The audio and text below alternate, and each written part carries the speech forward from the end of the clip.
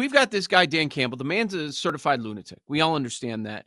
And he's all about team and playing hard and never going halfway and all that stuff. And he's already been on record saying they're going to play hard. But we haven't heard him on record since it's been decided that tonight's game means nothing. It's different talking about what ifs, but now this is the situation. Tonight's game means absolutely nothing. But it's Dan Campbell. But let's keep in mind that Dan Campbell has bosses. I know we like to talk about Dan Campbell like he doesn't. Oh, he does.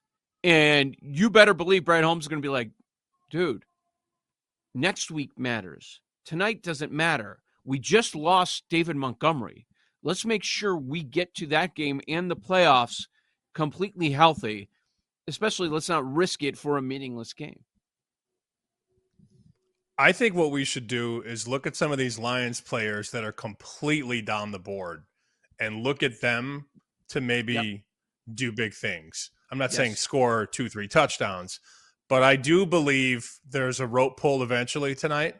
And that doesn't mean that Detroit is going to lose to San Francisco, because Detroit's backups might be better than some of these San Francisco guys who just don't care.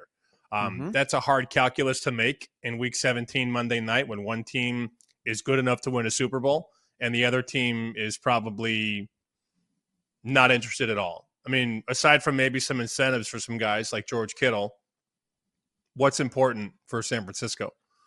Nothing. So backup quarterback in Detroit to score a touchdown anytime, backup running backs, backup wide receivers, backup tight ends.